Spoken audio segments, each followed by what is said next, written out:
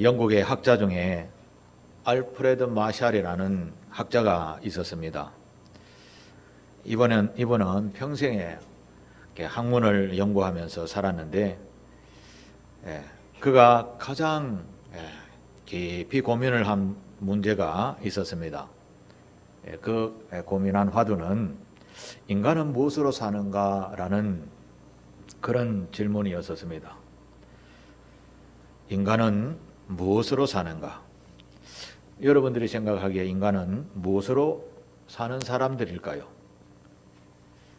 이 알프레드 마샬이 고민한 인간의 본질, 이 인간의 본질이 무엇인지에 대해서 깊이 고민하는 가운데 크게 두 가지로 정리를 하고 결론을 내렸습니다. 그 중에 하나는 인간은 유한한 존재이므로 무엇인가 의지할 존재가 필요하다라는 것을 깨닫게 되었다라는 겁니다. 그래서 인간은 종교를 가져야만 했다. 종교가 필요했다라고 정의를 했습니다. 다시 말해서 인간은 유한한 존재, 한계가 있는 것을 깨닫고 무엇인가 의지할 전능자가 필요했다라는 것입니다.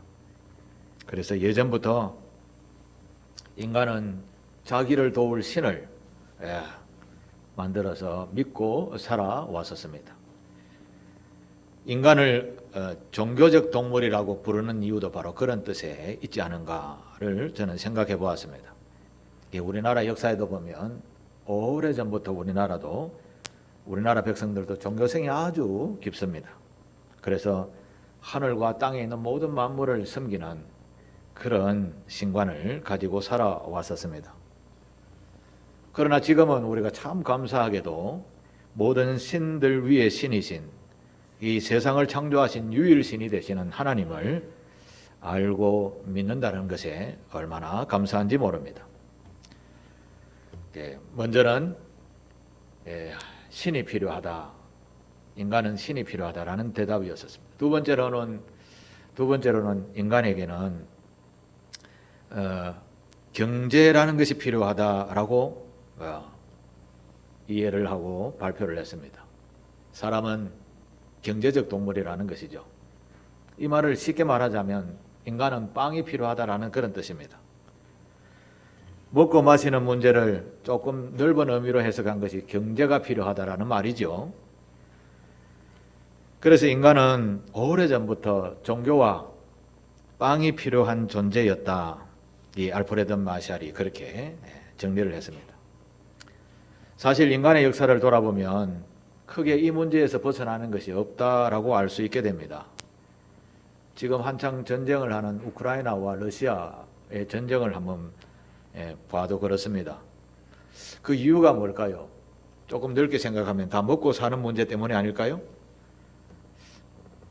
제가 언뜻 생각하기에는 러시아라는 나라는 세계에서 가장 땅이 넓고 그리고 지하 자원도 가장 많은 나라인데 그것에 왜 만족하지 못하고 이런 약소 국가를 침범하고 내 것으로 만들려 하는 이런 일들이 일어날까요? 인간의 역사를 쭉 훑어보게 되면 이것은 기본이다라는 겁니다. 남의 것을 나의 것으로 만드는 이런 일이 역사의 보편적 상황이라는 것입니다. 남의 것을 내 것으로 여기는 이런 일들이 이게 인류 역사의 일반이라는 것입니다. 그래서 오늘 또 보이지 않는 전쟁이 무수히 많이 일어나고 있는 것입니다. 20세기에 들어오면서 전 세계가 산업화 물결이 일어나면서 자본주의라는 것이 엄청나게 확산이 되어졌었습니다. 이 자유주의 정치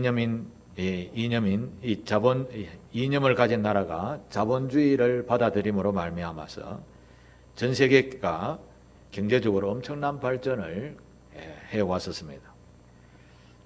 또 상대적으로 공산주의라는 이념을 가진 나라들도 있었는데 이런 나라들도 잠시 흥했다가 다 멸망하고 이제 몇 나라 남지 않았지요. 이것을 보면 자본주의가 즉 경제관을 가진 그런 나라들이 더 크게 번성했다라는 것을 알 수 있게 됩니다. 각 나라들마다 이런 자유경제 체제를 가지고 살아남으려고 엄청난 노력을 해왔었습니다. 그런데 인간이 만든 것 중에 완전한 것이 있을까요?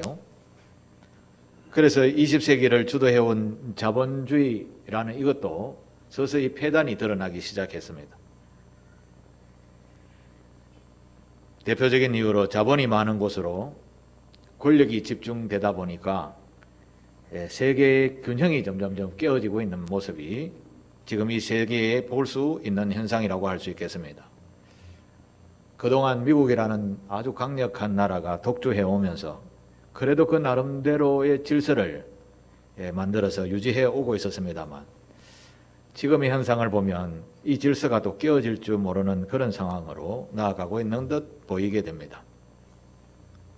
아마 나도 좀 일어서야 되겠다라고 하는 그런 나라들이 일어나서 패권을 잡게 된다면 아마 또 세상은 한번 뒤집어지는 그런 전쟁의 불바다가 되게 될 것입니다. 인류 일반 역사의 이런 흐름을 보면서 독일의 학자 막스 웨버라는 분이 글을 하나 쓴 적이 있습니다. 그가 수많은 책을 썼는데 그 중에 그 자본주의와 윤리 문제라는 그런 제목을 가지고 글을 한 쓴 적이 있습니다. 그가 글 쓴 중에 자본주의가 신앙의 윤리를 빼버리면 무엇이 남겠는가라는 글을 썼는데요. 자본주의에서 신앙의 윤리를 빼버린다라는 말은 무슨 말인가 하면 쉽게 말하면 우리가 돈을 버는데 윤리와 도덕을 빼버린다 이런 뜻입니다. 장사하는 사람이 윤리와 도덕을 무시해버리고 돈만 버는다라는 그런 상황에 이르면 어떤 일이 일어나겠습니까? 쉽게 말하면 돈 되는 일이면 나쁜 일이든지 좋은 일이든지 무시하고 남는 장사가 되는 것은 무엇이든지 한다라는 것이죠. 그것이 개인이고 기업이고 나라고 개의치 않고 돈만 되면 무엇이든지 한다. 이런 주의만 남는 것이 이 막스 웨버가 자본주의에서 신앙의 윤리를 빼버리면 무엇이 남을까? 그걸 정리를 했습니다. 정리를 했는데 세 가지로 크게 정리를 했습니다. 조금 넓은 의미로 이렇게 시각을 보면 됩니다. 첫 번째, 자본주의에서 신앙의 윤리를 빼버리면 남는 것이 첫 번째로 정경유착이 남는다. 그렇게 정리를 했습니다. 정경유착이 뭔지 아십니까?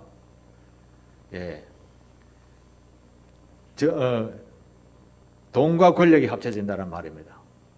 돈과 권력, 그러니까 기업과 정부와 합쳐지면 어떤 일이 일어나는가라는 그런 이야기죠. 여기에다가 윤리를 빼버리면 정경유착이 된다는 거죠. 그러니까 정치인들과 경제인들이 서로 뇌물을 주고받으면서 자기의 이권 배를 채우기 위해서 백성들은 국민들은 나몰라라 하면서 나쁜 일이든지 뭐든지 막 해버리는 이런 일들이 있죠. 요즘 뉴스를 뜨겁게 달구는 이슈가 대장동 개발에 대한 경제적 혜택을 누가 많이 받았느냐 뭐 이런 이유로 뜨겁습니다. 경제 평론을 하는 분들의 이야기를 들어보면 제가 대장동을 처음에는 이해를 잘 못했는데 예를 들어서 대장동이라는 동네를 개발하는데 평당 1,000만 원씩 예상하고 아파트를 지어서 분양하면 그 대장동을 다 개발하면 2조 원 정도의 수익이 남다라고 이렇게 정리를 했는데 여기에다가 정부가 개입해서 평당 1,000만 원을 평당 2천만 원으로 분양을 한 겁니다. 이제 2조 원에서 전체 개발 이익이 4조 원이 된 겁니다. 2조 원의 부당 이익을 남겼다라는 거죠. 그러니까 정경유착을 해서. 민간 기업과 정부가 합하면 이런 일이 일어난다라는 이야기입니다. 그러면 대장동에 그 비싸게 주고 들어간 사람들은 다 그 반 이상의 지나친 이윤을 그들에게 주면서 집을 사 들어가게 되었다라는 이런 이야기가 되는 것이죠. 정치와 권력이 합하면 이런 불편함이 있게 되는 겁니다. 그러니까 자본주의에서 신앙의 윤리를 빼버리면 이런 폐단이 일어난다라는 거죠. 두 번째로는 신앙의 윤리가 빠지면 남는 것은 부패가 남는다라는 것입니다. 요즘 뉴스를 보면 뭐 좋은 일보다는 부정과 부패에 관한 이야기가 더 많습니다. 가장 모범이 되어야 할 종교계에서도 부정부패의 소리가 많이 나오고, 또 가장 정직하고 공의로운 것을 가르쳐야 할 교육계에서도 이 부정부패가 뿌리 깊게 퍼져 있다는 것을 종종 우리가 보고 듣게 됩니다. 우리나라는 그래도 좀 많이 투명해졌다라고 하나 여전히 어두운 것이 많은가 봅니다. 자, 그러면 정경유착에다가 부정과 부패가 난무하게 되는 이 나라, 결국은 세 번째로 남는 것이 무엇일까? 이 막스 웨버는 최종적으로 남는 것은 빈부격차가 많아진다, 이렇게 정리를 했습니다. 자본주의에서 신앙의 윤리를 빼버리면 정경유착이고 그 다음에 부패고 그 다음에 오는 것은 빈부격차가 온다라고 정리를 했습니다. 사실 우리나라도 빈부격차가 많이 심하지요. 요즘 정상적으로 월급을 받아서 집을 살 수 있나요? 그런 세월이 아니죠. 그래서 요즘 젊은이들이 뭐 3포, 4포 하면서 포기하는 세대 삶을 살겠다라고 이 언성을 계속해서 높여가고 있습니다. 지금 우리나라 국가가 이런 문제들을 가지고 참으로 긴장하면서 고민하면서 해결해 나갈 일이 한두 가지가 아닙니다. 청년들이 사랑하고 결혼해서 집을 장만하고 그곳에서 자녀를 키우고 살아야 되는데 이게 하나도 정상적으로 되는 일이 없으니 다 포기하죠. 그러니까 출산율이 제일 낮아지게 되고 세상의 꼴찌라고 하죠. 그리고 우리 나라의 근간이 흔들리는 이 인구 절벽 문제도 심각한 일이 되는 겁니다. 이거 이제 조금만 있으면 그게 눈앞에 현실로 다가오게 됩니다. 여기에다가 정경유착에다가 부패에다가 빈부격차가 커지니까 이거 그야말로 심각한 문제가 아닐 수 없는 것입니다.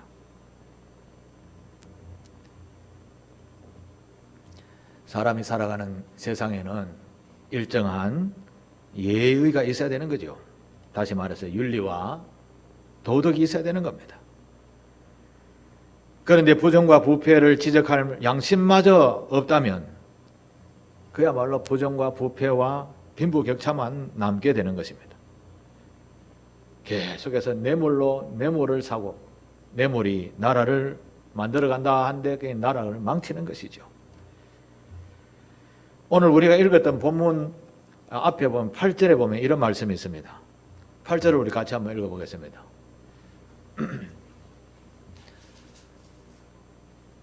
같이 읽습니다. 시작. 너는 어느 지방에서든지 빈민을 학대하는 것과 정의와 공의를 짓밟는 것을 볼지라도 그것을 이상히 여기지 말라. 높은 자는 더 높은 자가 감찰하고 또 그들보다 더 높은 자들도 있음이니라. 아멘. 이 뇌물의 속성을 이야기하는 겁니다.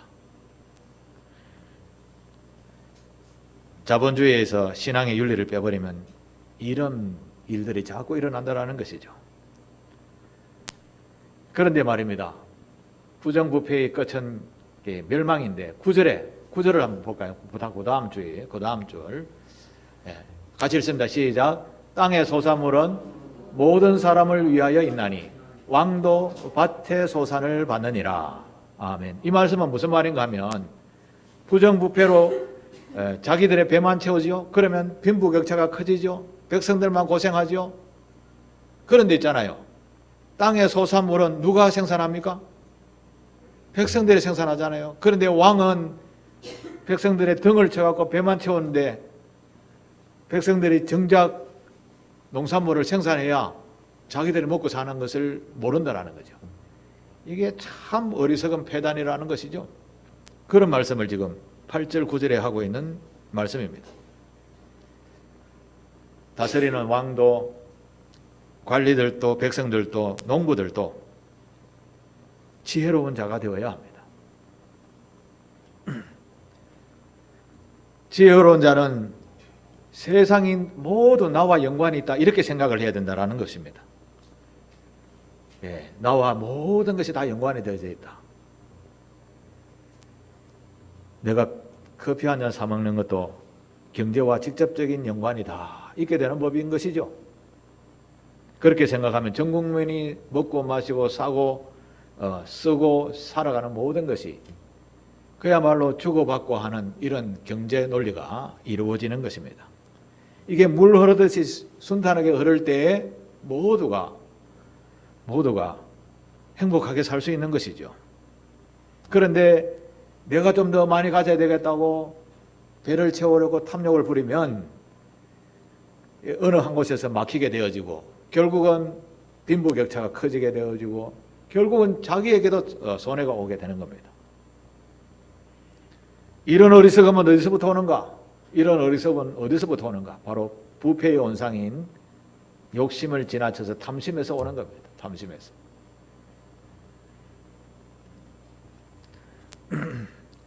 오늘 본문의 전도자 솔로몬은 이렇게 이야기합니다. 인간의 탐욕에 대해서 그렇게 말씀하는데 탐욕. 이 탐욕이라는 말은 어떤 것을 지나치게 탐하는 욕심을 말하는 것이죠. 인간에게는 이런 탐심이 다 있습니다. 그런데 이 탐심의 속성은, 이 탐심의 정말 제대로 된 속성은 끝이 없다라는 말입니다. 끝이 없다라는. 요한계시록을 읽다가 보면 무저갱이라는 단어가 나옵니다. 이 무저갱이라는 단어는 바닥이 없는 것입니다. 떨어지긴 떨어졌는데 깊이를 가늠할 수 없도록 끊임없이 떨어지는 것을 무저갱이라고 합니다. 이제 그걸 이제 성경에서는 우리에게 지옥이라고 표현하죠. 탐심이 바로 그와 같다라는 거죠. 끊임이 없다라는 거죠. 이 말은 우리에게 이 탐심이 많으면 우리의 인생을 망치니까 지나치지 말아야 된다라는 말씀입니다. 하나님께서 세상을 창조하실 때 사람에게 일정한 소유욕을 다 주셨습니다. 아, 내가 이걸 해야지 저걸 해야지 라는 일정한 소유욕을 다 가지게 하셨습니다. 그런데 이걸 지나치게 되면 무엇이 되는가 하면 욕심이 되어지고 탐심이 되어지고 결국은 자기가 부패의 온상이 되어져서 멸망의 길에 선다라는 겁니다. 성경은 탐심이 뭐라고 하는가 하면 골로새서 3장 5절을 볼까요? 골로새서 3장 5절을 보시면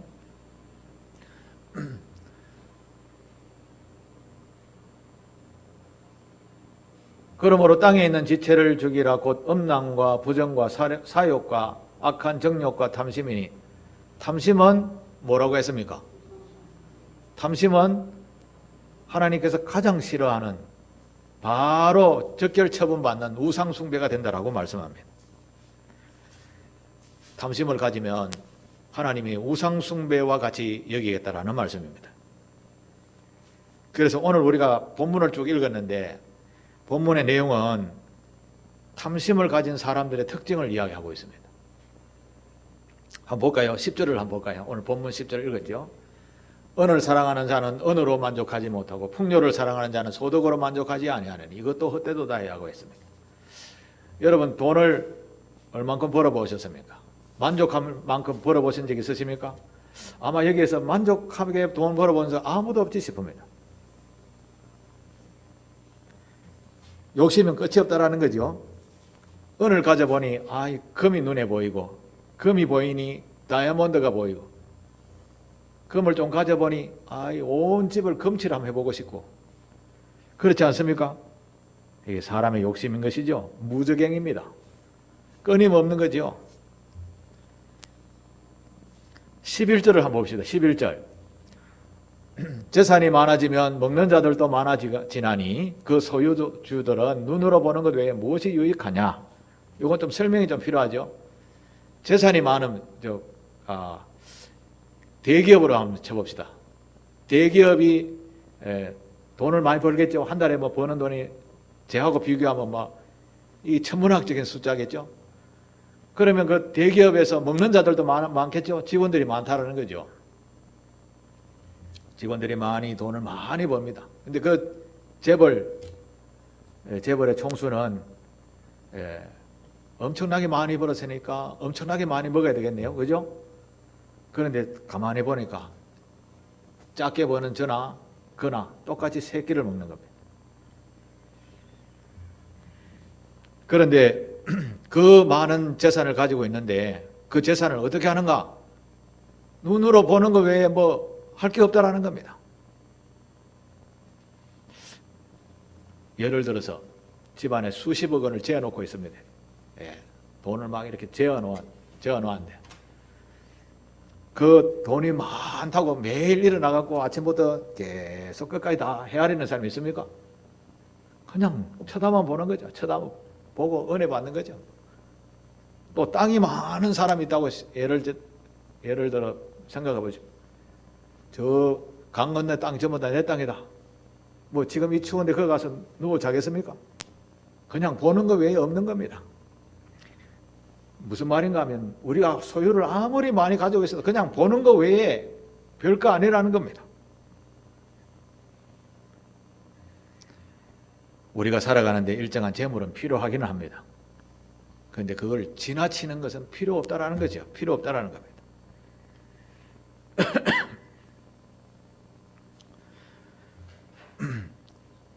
12절에 돈 많은 사람들은 단잠을 못 자고 돈 없이 그냥 노동하는 사람들은 아주 단잠을 잔다라고 이야기합니다. 12절 사람들이 사는 동안에 그 다음 절 노동자는 먹는 것이 많든지 적든지 잠을 달게 자거니와 맞죠? 부자는 그 부유함 때문에 자지 못하느니라. 이해하시겠죠? 부자는 내일 아침에 주식이 떨어질까 싶어서 걱정합니다. 그런데 돈 없는 노동자는 그냥 머리만 대면 드렁드렁 잠을 달게 잡니다. 하나님께서 이런 말씀을 하셨습니다. 전도서 3장 12절에 앞에 말씀 사람들이 사는 동안에 기뻐하며 선을 행하는 것보다 더 나은 것이 없는 줄을 내가 알았다라고 솔로몬이 이야기하는 겁니다. 세상 사는 것 중에 가장 기뻐하는 게 뭐냐? 가장 가치 있는 인생이 뭐냐? 살아가면서 적거나 많거나 간에 그 생활 속에서 아주 즐겁게 웃어가면서 그리고 또 이웃의 부족함을 알고 또 착한 일도 좀 해가면서 사는 것이 이거보다 더 좋은 게 없다라는 겁니다. 재물을 아무리 가져봐야 그 욕만 얻어먹고 바람잘 날 없는 날을 보낸다라는 거죠. 솔로몬이 이제 죽을 날을 며칠 앞두고 인생의 마지막에 이렇게 돌아서서 자기의 인생을 돌아보고 세상을 한번 쭉 보는 지혜자로서 볼 때 이런 이야기를 합니다. 해 아래에서 가장 큰 폐단을 내가 보았다. 그게 몇 절인가 하면요.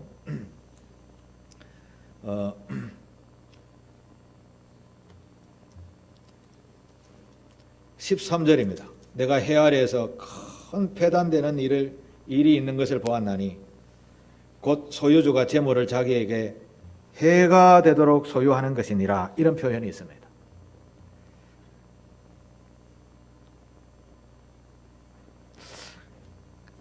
솔로몬이 지혜가 없어서 이런 소리를 한 것이 아닙니다.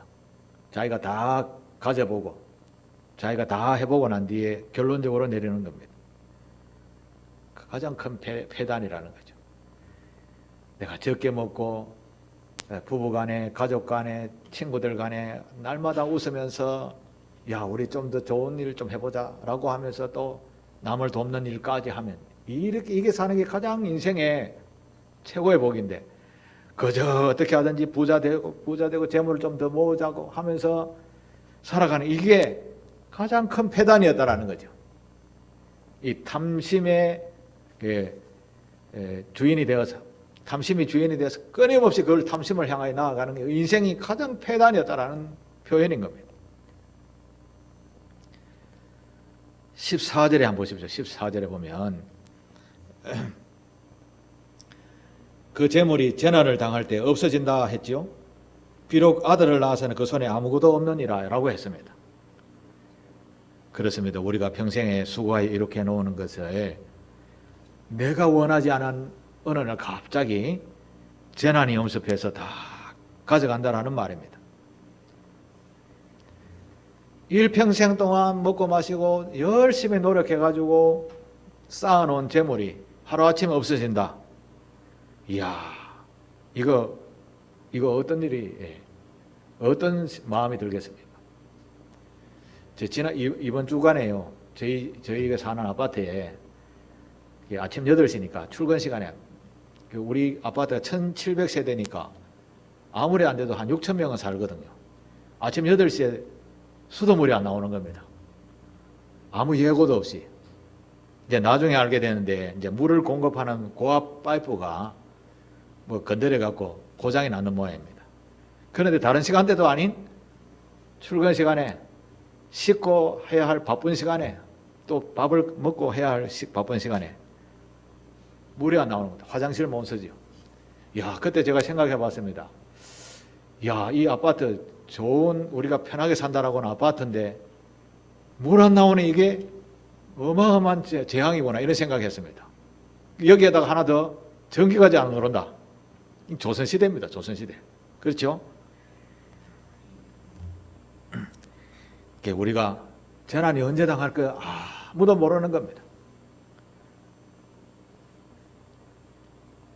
재난에 대해서는 우리가 철저히 준비한다 하지만 그래도 우리가 다 헤아릴 수는 없는 거죠. 준비할 수는 없는 거죠.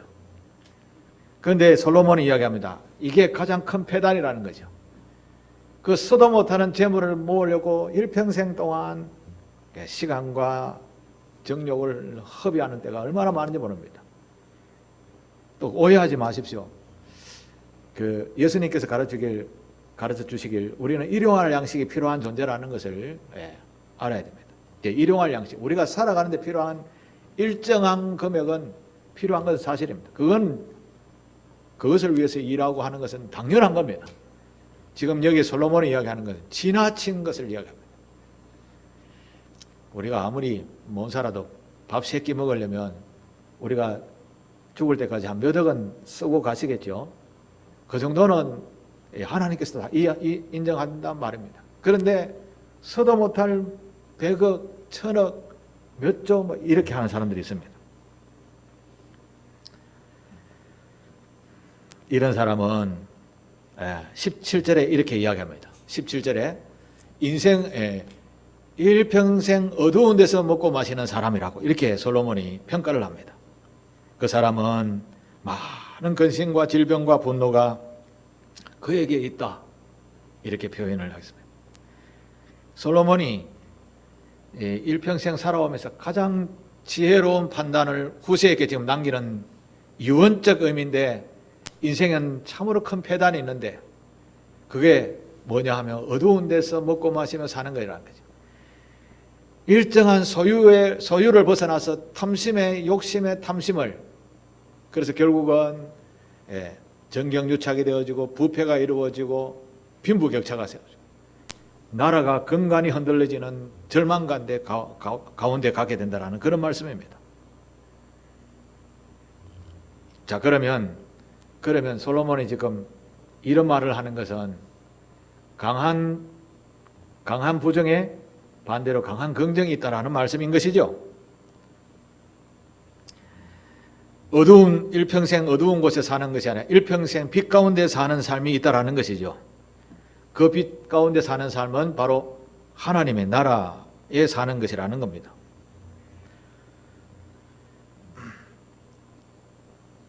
하나님의 나라는 사도 바울이 정리를 하기를 의와 희락과 평강이라고 했습니다. 그래서 우리가 살아가면서 옳은 일을 하고 착한 일을 하며 사는 것, 그게 하나님의 나라에서 합당한 일입니다. 그리고 그 안에서 살아가면서 기쁘게 살면 그게 행복한 삶이죠. 이게 하나님의 나라의 속성이라는 겁니다. 그 다음에 평안이 있습니다. 하나님의 나라는 평안이 있습니다. 여러분에게 옳은 일을 열심히 하고 살고 있으면, 그 다음에 기쁨과 평안이 있으면 이거보다 더 좋은 하나님의 나라는 없는 겁니다. 이 세상에서 가장 행복하게 사는 사람인 것이 바로 하나님의 나라에 사는 것입니다. 그런데 우리는 이걸 벗어나죠. 탐심이 들어오게 됩니다. 지나친 탐심으로 끊임없이 나아갑니다.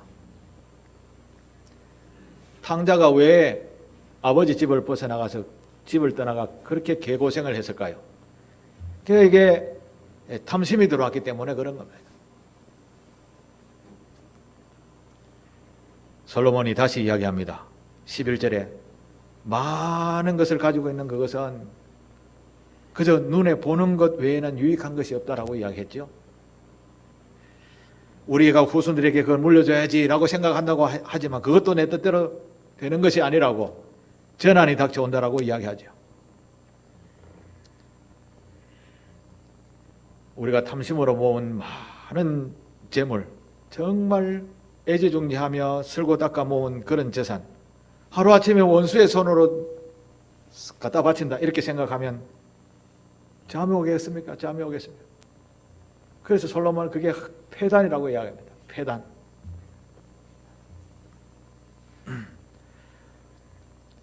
사랑하는 교회 여러분, 오늘 우리가 살아가는 삶의 모습 속에서 성도로서 삶의 주관의 재물관은 바로 이런 탐심에서 벗어나야 하는 줄 우리 주님의 말씀으로 받아들이시고 마음에 깊이 새겨 놓으시게 되기를 바랍니다. 예수님께서 주기도문에 일용할 양식을 주옵시고 라고 이렇게 기도하라고 했습니다. 지나친 탐심은 우리에게 멀리하게 해달라는 그런 기도인 것이죠. 지나친 욕심과 탐심은 우리를 멸망의 자리로 이끌어가게 됩니다. 가만히 생각해 보면 내가 너무 탐심을 가지고 세상을 살아오지 않았는가?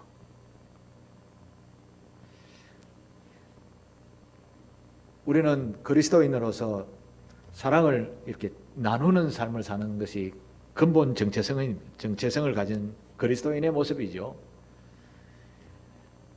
자꾸 받고 얻고 하는 것은 제가 해보니까 별로 기쁨이 없어요. 계속해서 뭐든지 나눠주는 것이 더 기쁨이 있습니다.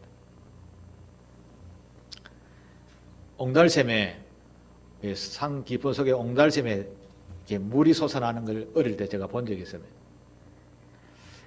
그 옹달샘에 계속해서 물이 솟아나니까 사람들이 그 옹달샘 맑은 물이 참 좋은 물이라고 계속 퍼내갑니다. 계속 퍼내갑니다. 그러면 그 옹달샘 물이 끝이 나고 물이 썩습니까? 아니죠. 퍼내면 퍼낼수록 계속 맑은 물이 나오는 거죠. 반대로 고인 물은 썩게 되죠. 우리가 살아가는 삶의 모든 부분에, 즉 경제적으로 이렇게 표현한다면 경제도 물을 흐르듯이 흘러가야 되는 겁니다.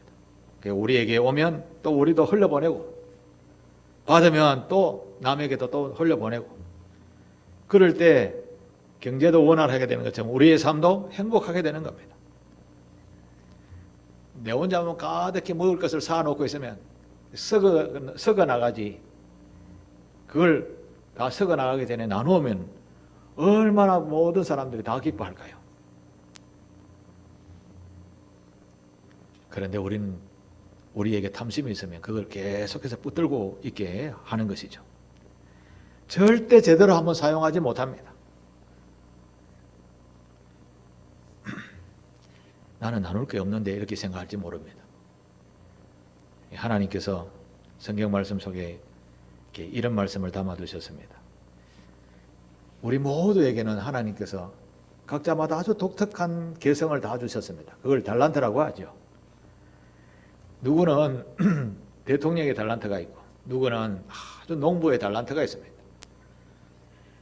교회로 말하면 목사와 장로와 권사와 집사 나름대로의 달란트와 직분이 다 있습니다. 하나님께서 왜 그런 구별됨을 다 주셨을까요? 어떤 분에게는 돈도 좀 많이 주고 어떤 분은 돈이 없이 살고 하나님께서 다 그렇게 구별해 살도록 해 주셨습니다. 그런데 여기에서 그리스도인의 자세는 나에게는 이 하나님께서 이것을 주셨구나라고 생각하고 내가 가지고 있는 것을 가지고 감사하며 그걸 콩이 하나라면 콩을 나누어서 이웃과 함께 나누는 삶, 그리고 나의 삶을 위해서 부지런히 일하고 나와 함께 살아가는 가족, 이웃, 친지, 이웃들, 교우들 그것을 함께 기뻐하면서 서로 사랑하며 살 때 이게 가장 행복한 인생이라는 것이죠. 여기에다가 탐심이 들어오면 이게 다 깨어진다라는 말입니다. 그 탐심은 우상 숭배니까 심판을 받아서 무적행과 같은 곳에 들어간다라는 것이 오늘 본문의 교훈입니다. 그래서 우리는 내가 적고 다른 사람도 많아 보이고 늘 이렇게 비교의식을 가지게 되죠. 절대 그렇게 생각하지 마시고 하나님께서 나에게 주신 귀한 달란트만 생각하고 나에게 주신 것이 너무나 감사한 게 많구나. 한번 생각해 보십시오. 감사가 얼마나 많은지 모릅니다. 그걸 하나님께서 오늘 19절의 마지막에 보면 하나님의 선물이라고 표현해 두었습니다. 우리 각자마다 주신 그 달란트들, 개성들을 하나님이 주신 선물이다라고 말합니다. 우리는 이 선물을 계속해서 남과 비교하는 그런 자세로 선물을 받으면 나는 뭐야? 이렇게 생각할지 모릅니다. 그러나 비교하지 않고 내가 주신 하나님의 소유라고 해서 감사함으로 살아가게 되면 이 얼마나 행복하고 기쁜지 모릅니다. 어리석은 삶이 아닌 것이죠. 권력을 가지고 있는 왕이 백성들을 무시해버리면 백성들이 공급해주는 그 농산물은 자기도 어차피 먹고 살아야 되는데 그런 어리석은 삶이 안 되는 것입니다. 말씀을 정리해 보겠습니다. 오늘 제목은 탐심에서의 자유라고 정해 보았는데요. 솔로몬이 자기가 인생을 다 살아보고 지혜로 자우로서 살아보니까 정말 사람에게는 주어진 것에 대해서 감사하고 그 감사한 것을 가지고 또 서로 나누면 더 감사가 넘치는 행복한 삶이 되는데 그런데 여기에다가 사람들은 지나치게 탐심을 가지게 된다는 겁니다. 이 탐심은 골로새서 3장 5절처럼 탐심은 우상숭배니라 라고 했던 심판받을 존재가 되어버린 멸망의 존재가 되어버린다는 말씀을 솔로몬이 우리에게도 교훈해 주고 있죠. 그런데 이 탐심이 우리에게 들어왔다라는 것을 깨닫고 이것은 잘못이지. 이 탐심을 버려야 되는 겁니다. 버려야 되는 겁니다. 제목을 탐심에서의 자유라고 했는데 이 탐심을 버리게 되면 어떤 자유를 누릴까요? 감사가 남는 삶, 아까 말했던 하나님의 나라의 기쁨의 삶, 평안의 삶, 늘 희락의 삶이 우리에게 주어지게 되는 것입니다. 사랑하는 교회 여러분, 우리가 가지고 있는 삶의 모습 속에 혹시 탐심으로 이루어진 것이 있으면 이제 탐심에서 다 벗어버리고 하나님께서 주신 일정한 소유욕만 가지고 감사하며 살아가며 또 나누며 살아가게 될 때 정말 하나님의 나라를 경험하면서 그 안에서 자유롭게 행복하게 살 줄 믿습니다. 그런 복이 있는 삶을 사는 우리 교우들이 되기를 주님의 이름으로 축복합니다. 기도하겠습니다. 하나님 감사합니다. 부족한 저희들에게 공의와 정의가 무엇인지를 가르쳐 주시고 또한 욕심과 탐욕의 끝이 무엇인지를 가르쳐 주시고 어떤 것이 어리석고 지혜로운 삶인지를 가르쳐 주신 아버지 하나님의 크신 사랑의 말씀을 우리 교우들이 마음에 새기고 지나치게 많은 탐심을 우리에게서 멀리하여 주시고 모든 것을 주님께서 주시는 귀한 것으로 감사하며 살아가는 교우들 되도록 도우시옵소서. 예수님의 이름으로 기도하옵나이다. 아멘.